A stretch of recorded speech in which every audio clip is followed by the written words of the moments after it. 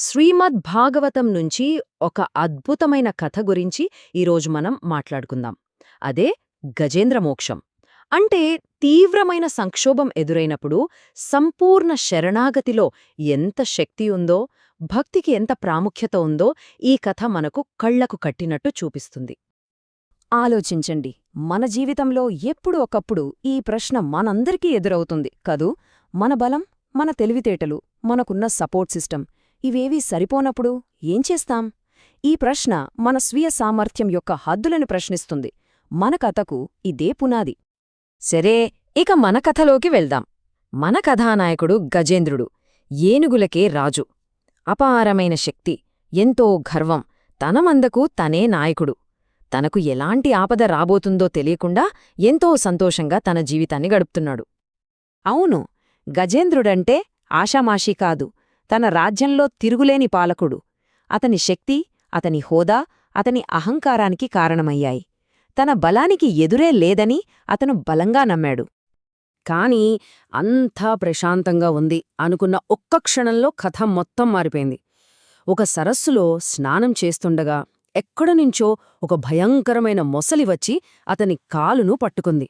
అది ఎలాంటి పట్టు అంటే ఎంతటి శక్తివంతుడైనా విడిపించుకోలేని పట్టు. ఒకరోజు కాదు, 2 రోజులు కాదు, ఏకంగా 1000 సంవత్సరాలు గజేంద్రుడు తన పూర్తి శక్తితో ఆ మొసలితో పోరాడాడు. కాని నెమ్మదిగా అతని బలమంతా క్షీణించిపోసాగింది. తన కుటుంబం, తన మంద అంతా చూస్తూ ఉండిపోయారే తప్ప ఎవ్వరూ ఏమీ సహాయం చేయలేకపోయారు. ఇక్కడే కథలో ఒక పెద్ద మలుపు వస్తుంది.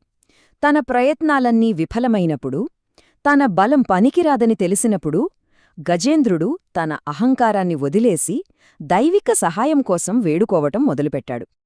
పూర్తిగా అలసిపోయి చావు అంచున నిలబడిన గజేంద్రుడికి అప్పుడొక నిజం అర్థమైంది. తన సొంత బలం, తన అహంకారం, తన వాళ్లు ఎవ్వరూ ఏదీ తనను ఈ ఆపద నుంచి కాపాడలేరని. అదే అతను పూర్తిగా శరణాగతి పొందిన క్షణం. ఈ కథ ఎంత గొప్పదంటే సాక్షాత్తు ప్రహ్లాద మహారాజు కూడా దీని గురించి చెప్పారు.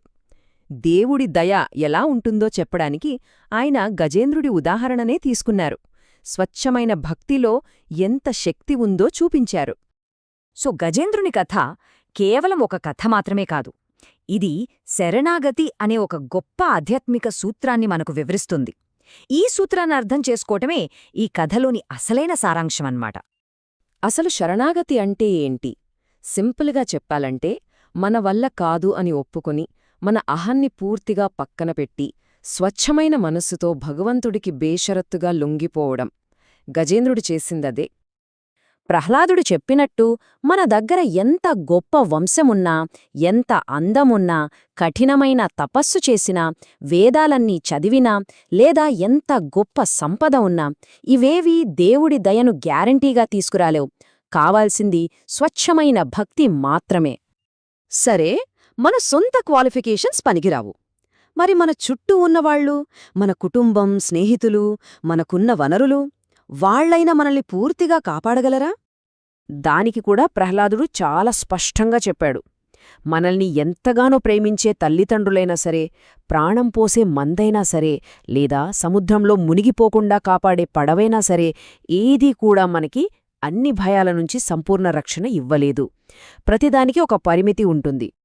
దీనికి బెస్ట్ ఉదాహరణ ఎవరంటే పాండవులు. వాళ్లెంత శక్తివంతులో మనకు తెలుసు కదా. కాని శ్రీకృష్ణుడు వాళ్లతో లేనప్పుడు వాళ్లు కూడా నిస్సహాయులైపోయారు.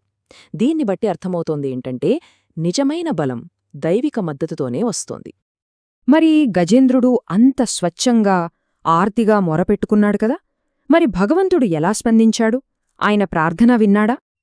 వినడమేంటి, గజేంద్రుడి ఆ ఆర్తనాదం విన్న మరుక్షణమే, ఒక్క క్షణం కూడా ఆలస్యం చెయ్యకుండా శ్రీమహావిష్ణువు తన గరుడ వాహనం మీద అక్కడ ప్రత్యక్షమై అతన్ని రక్షించాడు. భగవంతుడి కరుణ, ఆయన స్పందించే వేగం ఎంత గొప్పవో చెప్పడానికి ఇంతకంటే మంచి ఉదాహరణ ఉండదు. చూడండి, భగవంతుడికి 2 స్వభావాలుంటాయి. దుర్మార్గుల పట్ల ఆయనెంతో కఠినంగా, ఎర్రగా కాల్చిన ఇనుపకడ్డిలా ఉంటాడు. కాని తన భక్తుల దగ్గరకు వచ్చేసరికి ఆయన వెన్నకన్నా మృదువుగా, అనంతమైన ప్రేమతో ఓదార్పునిస్తూ ఉంటాడు. అంటే మనం ఆయన్ని ఎలా సమీపిస్తామనే దానిపైనే అంతా ఆధారపడి ఉంటుంది. సో ఇంతటి అద్భుతమైన శక్తివంతమైన కథ నుండి మనం ఫైనల్గా నేర్చుకోవాల్సిన పాఠమేంటి? మనం గ్రహించాల్సిన అసలు విషయమేమిటి? గజేంద్రుని కథ మనకు చాలా క్లియర్గా చెప్పే విషయం ఒకటే: జీవితంలో నిజమైన రక్షణ అనేది మన భౌతిక బలం వల్లనో, మనం సంపాదించుకున్న ఆస్తుల వల్లనో రాదు. అసలైన శాశ్వతమైన భద్రత ఎక్కడుంటుందంటే, అది భగవంతుడి మీద మనం పెట్టుకున్న నమ్మకంలో, ఆయనతో పెంచుకున్న భక్తిపూర్వకమైన సంబంధంలో మాత్రమే ఉంటుంది. శరణాగతి, భక్తి ఇవే మన జీవితంలో ఎదురయ్యే అతిపెద్ద భయాల నుండి మనల్ని కాపాడే అంతిమ ఆశ్రయం. చివరిగా ఈ కథ మన ముందు ఒక లోతైన ప్రశ్నను ఉంచుతుంది.